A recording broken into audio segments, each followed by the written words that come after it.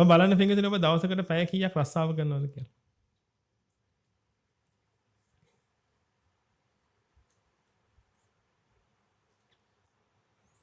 රස්සාවල් කරන අයනේ.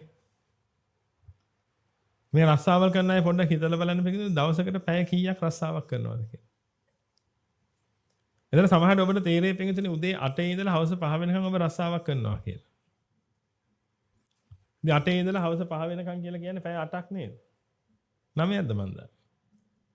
ඔයගොල්ලෝ 9ක් තියනවා නේද? පැය 8ක් වැඩ කරන්න ඕනේ. නේද? 8 ඉඳලා 5 වෙනකන්. 8 කියලා කියන්නේ ගෙදරින් යන වෙලාව නෙමෙයිනේ. ගෙදරින් පැය දෙකකටවත් කලින් යන්න එපා බෙන්. දැන් තව පැය දෙකක් මේකට එකතු වෙන්න එපා. වැඩ කරන්නේ ගෙදර නෙමෙයිනේ. ගෙදර ඉන්නත් එපා. ඕකටත් පැය දෙකක් දාන්න එපා බෙන්.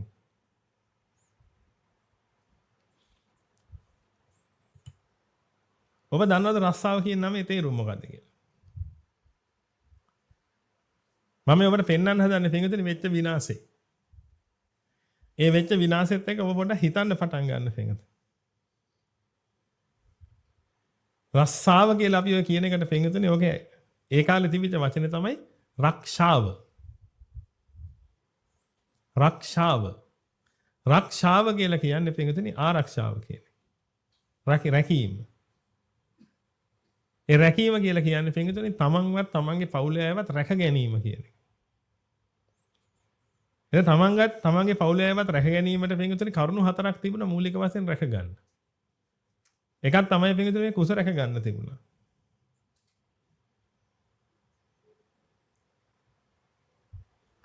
ඒ කියන්නේ කුසට ආහාරයක් හොයාගන්න තිබුණා පින්විතනේ.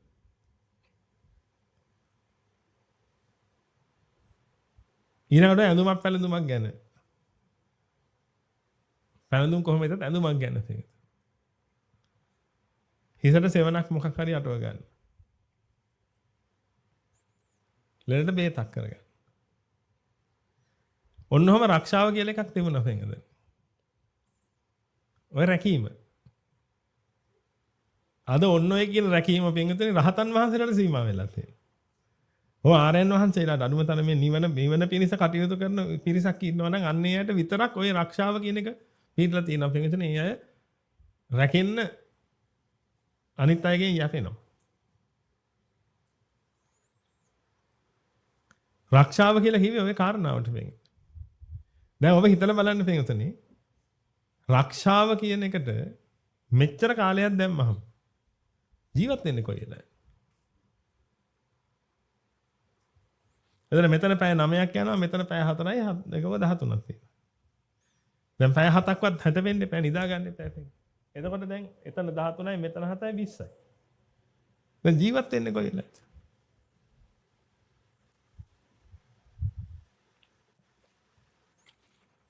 මම ඔබට පෙන්නන්නේ පින්වතුනි ඔබ රක්ෂාවක් නේ කරන්නේ. රක්ෂාව කරන්නේ පින්වතුනි. මොකද ඔබට හිතන්නේ? ඒ කියන්නේ රක්ෂාව කරනවා කියන එකද ලොකු වෙන්න ඕනේ ජීවත් වෙනවා කියන කාලෙද ලොකු වෙන්න ඕනේ. ඔබට තේරෙන්නේ නේද? ඒ කියන්නේ ඔබ ගාව තියෙන වාහනයක් ඒක සර්විස් කරන කාලෙද ලොකු වෙන්න ඕනේ ඒක පදින කාලෙද ලොකු වෙන්න ඕනේ. ඒක පැයක් විතර ඩ්‍රයිව් කරනවා පැය 13ක් විතර හොදනවා නම් ඒක ගැලපෙන්නේ නැහැ නේ.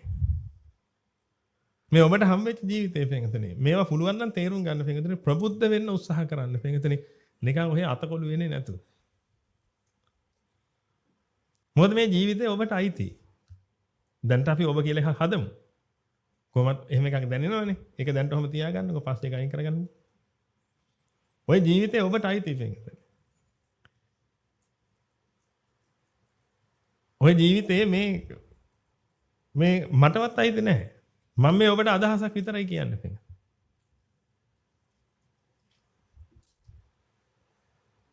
ඔය ජීවිතේ ඔබට අයිති. ඔබගේ අම්මට තාත්තටවත් දුවට පුතාටවත් ඔය කාටවත් නෙමෙයි ඔබට අයිති පින්. එන ඔබට අයිති ජීවිතය ගැන පින්වතුනි ටිකක් හිතලා බලන්න. ඔය ජීවිතේ ආරක්ෂා කරන්න කියලා.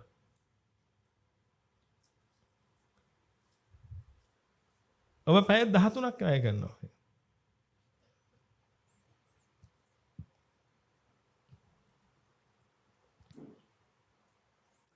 මෙතන ඇති ඊට වඩා වැය කරන අය. හේතුව පින්වතුනි මේ 8-5 කියන්නේ සාමාන්‍ය රස්සාවනේ. ඒකට ඉතින් OT එකක් දෙකක් එහෙම දාගන්න බෑ පොඩ්ඩක් පැයක් දෙකක්වත් OT කරගන්න ඕනේ. තියෙන ප්‍රශ්න ටික විසඳ ගන්න විදිහක් නැහැනේ. ඒ තියෙන ප්‍රශ්න විසඳ ගන්න බැරි නිසා පින්වතුනි කරන්න දෙයක් නැහැ. පැයක් දෙකක්වත් තව අමතරව දාගන්න. පැයක් දෙකක් අමතරව දාගත්තට පස්සේ පින්වතුනි දැන් ඔක්කොම 22ක් වුණා. ඊට පස්සේ තව පැය දෙකයි තියෙන්නේ පින්වතුනි. ඉතින් ඔය පැය දෙකේ කන්නත් ඕනේ. 3 වේලක් කන්න එපා. දැන් මේක නම් එකක් මේක ඇතුලේ කෑගත්තා කියමුකෝ. උදේට කන්න ඕනේ රැයට කන්න ඕනේ පින්වතුනි.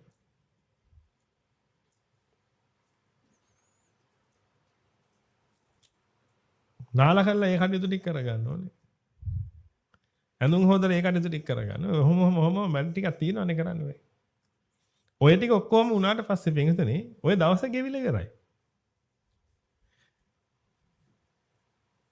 ඒ කියන්නේ ඒ දවසේ ජීවත් වෙන්න බැරි වුණා. දැන් අපි බලමු ඊළඟ දවසේ ජීවත් වෙන්න පුළුවන්ද කියලා. ඊළඟ දවසේ තායි ඔය විදිහටම පටන් අරන් පින්වතුනි ඔහොම ගියා. ඒ දවසේ ජීවත් වෙන්න බැරි. මේ මොකද්ද මේ ගත කරන ජීවිතේ? අද ඔබට තේරිලා ඇති පින්වතුනි ඔබ ජීවත් වෙන්නේ ඔෆිස් එකේ. පාරේ ඔෆිස් එකේ ආයි පාරේ ඔන්න ඔය ටිකේ තමයි පින්වතුනි ඔබ ජීවත් වෙන්නේ. ඒකයි ඔය ඔෆිස් එකෙත් ගෑණියෙක් ඉන්නේ මිනිහෙකුට පින්වතුනි.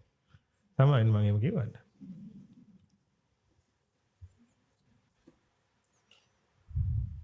කසාද බැඳලා ගෙදර ගෙනාපු ගෑනු කෙනත් එක්ක ඉන්න වෙලාවක් නැහැ නේ පින්වතුනි ජීවත් වෙන්න. කතා බහ කරන්න එහෙම වෙලාවක් නැහැ නේ පින්වතුනි. මේ පැය 4ින්ද ඔක්කොම කරන්න හදන්නේ. ඕටි කරන්නේ නැති අය මං කියන්නේ. ඕටි කරන්න නැහැ තාම පැය දෙකයි තියෙන්නේ. දරු මල්ලිකුත් ඉන්නවා ගෙදර.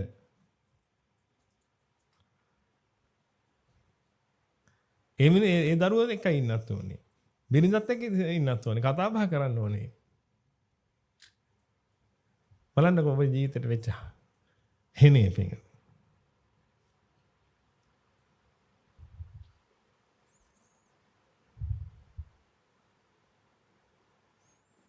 ඔබ මේවා පොඩ්ඩක් හිතන්න පටන් ගත්තා නම් පිංගතුනි කොයිතරම් විනාශයක් ඔබේ ජීවිතේට උදා වෙලා තියෙනවද කියලා ඔබට තේරුම් ගත්තා හැකි. ඔබට ජීවත් වෙන්න වෙන්නේ නැහැ. ඔබ ජීවත් වෙන්නේ නැතුව මැරලා යනවා අපරාධ පිංගතුනි.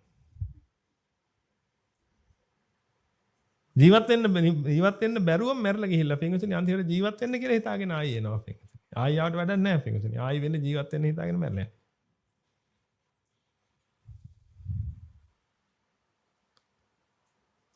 පින්වතුනි ආරක්ෂාව කරන්න පැය 4ක්. එන්න ආරක්ෂාව කරන්න එපා. දැන් එහෙම කිව්වම කවුද ඉතින් ඔහොම රස්සාවල් දෙන්නේ? අනිත් එක මේ අපේ තියෙන ප්‍රශ්න ඔහොම කොහොමද විසඳන්නේ? දැන් කවුද කිව්ව ඔබට ප්‍රශ්න දාගන්න කියලා? මේ පොඩි ගෙදරක ඉන්න පුළුවන් ඔබ පින්වතුනි ලෝකෙට පුම්බලා පෙන්නන අර මං කිව්වේ පිම්බුවාට බඩ මල්ලි ගේම් බගෙන ඇහැට කියලා. ඔබම හිතලා බලන්න පින්වතුනි ඔය පුම්බලා පෙන්නන්නේ නේද ගෙම්බෙක්. අර හරකෙක්ව දැකලා මක් කළාද? මෙන් බලහංග මේ ගෙම්බ පුම්බන් ඉන්න හැටි කියලා මක් කළාද පින්වතුනි? පුම්බන්න පටන් ගත්තා පැල්ල මැරලා ගියා. ඇත්තටම ඒක ඔය උනේ. පුම්බන්න පටන් ගත්තා පින්වතුනි. පුම්බන්න ඕන නිසා අනිත් එමුන්ට පේන්න ජීවත් වෙන්න පින්වතුනි. මම ඒකයි ඔබට කියන්නේ මේ ආදරය තමයි කියන්නේ පින්වතුනි මහා කරුමයක් කරගත්තේ ඔබගේ ජීවිතේ. ඒ කරුමෙන් ඔබ නිදහස් වෙන්න වෙන්නේ නැහැ කවදාවත්. ඔබ නිදහස් කරන්න පුළුවන් එකම ක්‍රමය තමයි පින්වතුනි ඔබ මෙතනට ගෙන්න ගන්න ඒකයි අනුකම්පාවට කියන්නේ එන්න කියලා. ඔබ නෙමෙයි අර පිටරට දුක් විඳින මිනිසුන්ට 100,000 ගාණක් මිනිසුන්ට පින්වතුනි හම්බෙච්ච හැම කෙනාට අපි ඔන්නෝ කතරලා වරයෝ කියලා මේ අපිත් එක්ක හිටපු මිනිසුන්ට පින්වතුනි. එදා ඉඳලා මෙතනට දරදී අදහුව මිනිස්සු ඉන්නවා තාම දුක් විඳිනවා හෙට වෙලා. ඒ මිනිස්සු මම අහුව ජීවත් වෙන්නේ කවද්ද කියලා අපි ඔක.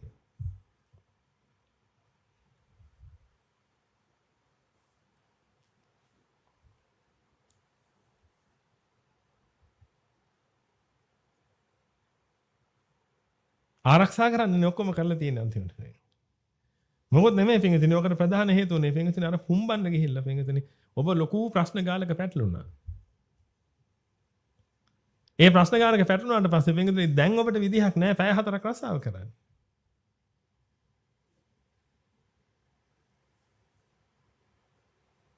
අර ගමේ තිබිච්ච අක්කර ගාන හිටම විකුණලා පින්විතනි. ඒ කියන්නේ අර කුඹුරත් වික්කා හේනත් වික්කා ඒ ඔක්කොම විකුණලා පින්විතනි කොළඹින් පර්චස් දෙකක් ගත්තා. ඒක ගන්න තව සල්ලි ණය වෙන්න උනා පින්විතනි.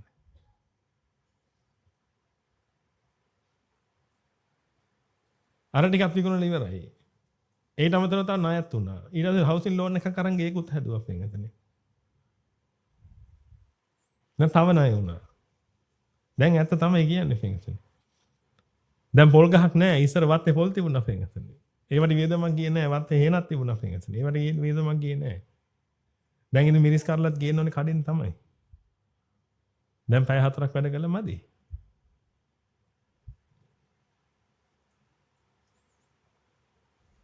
මෙතන මම ඔබට අමනාපෙට කියනවා නෙමෙයි මෙතන කී දෙනෙක් ඇද්ද පින්විතනි මුළු වත්ත පුරාම ගේ හදාගෙන උඩ තට්ටුවේ පුංචි පුංචි මල් පෝච්චි තියාගෙන ඒකේ නියම් ගාඩ්නින් කරන අය. මට තේරෙන්නේ නැහැ පින්විතනි මොකක්ද වුනේ කියලා මේ මිනිස්සුගේ ජීවිතවල. හතරෙන් තට්ටුවේ ගාඩ්නින්.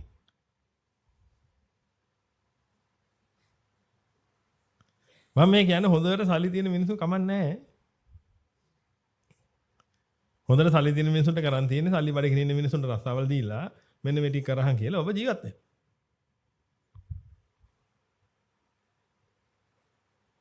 මම මේ කතා කරන්නේ ඔබට ජීවත් වෙන්න වෙලාවක් නැති වෙච්ච එක ගැන.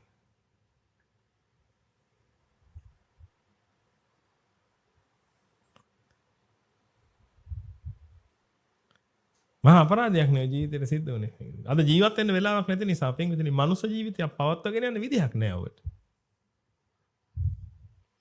මනුස්ස ජීවිතයක් පවත්වාගෙන යන අංක එකටම ඕනේ පින්විතනි සුගති මොකද මනුස්ස ජීවිතය කියන්නේ සුගති ජීවිතයක්. හොඳට තේරුම් ගන්න තරකානුකූලව මේ දේවල්. මනුස්ස ජීවිතයක් කියලා කියන්නේ සුගති ජීවිතයක්. සුගති ජීවිතයක් පවත්වාගෙන යන්න සුගති තියෙන්න ඕනේ. සුගති තියෙන්න ඕනේ පින්විතනි.